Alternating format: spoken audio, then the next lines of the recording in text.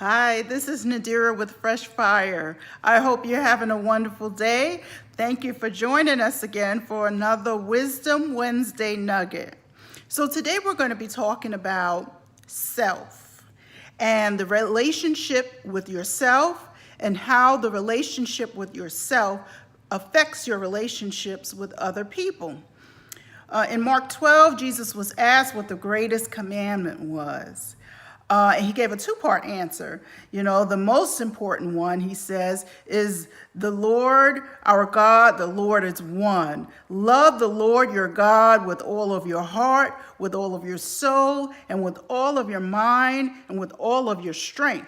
And the second is this: love your neighbor as yourself. There is no commandment greater than these. So how can you love your neighbor if you don't have love for yourself? Genesis 1:27 talks about how we're created in the image and the likeness of God. Male and female, he created them. God doesn't create trash. He thinks so highly of us that he says in Isaiah 49, "See, I have engraved you in the palms of my hands," when he was talking to Israel about, Israel's restoration during that time period. And aren't we a part of the remnant? We are his people also.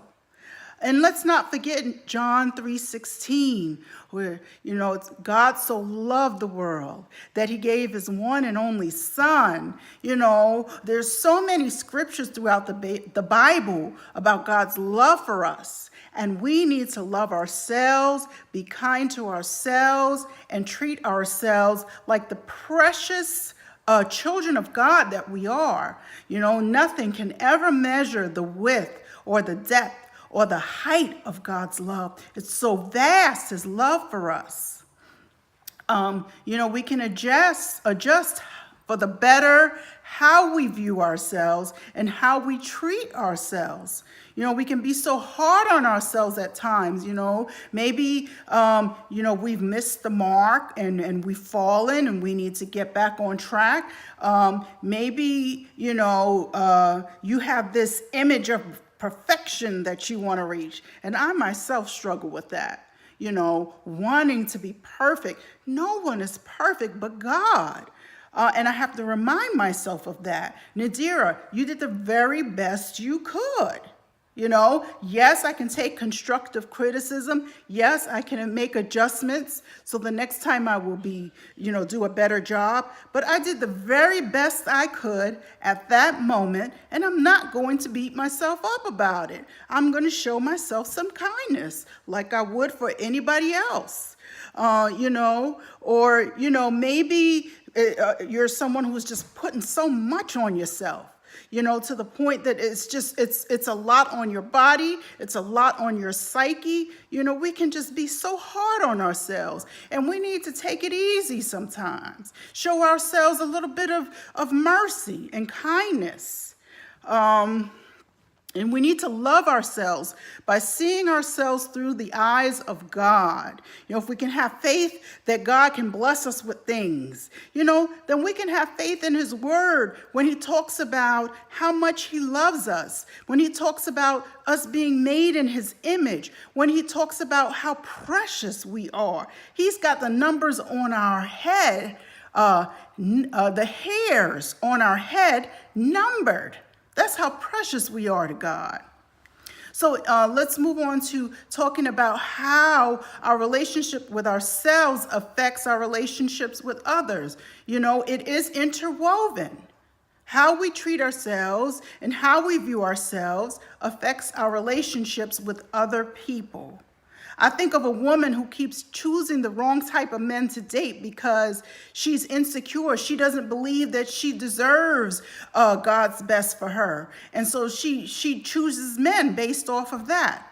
What about the person who always seems to be in relationships that have strife, not making the connection that they are the common factor, who are always stirring the pot? They feel it's their Christian duty to tell each and everyone the gossip that's being passed around the church and who's saying it.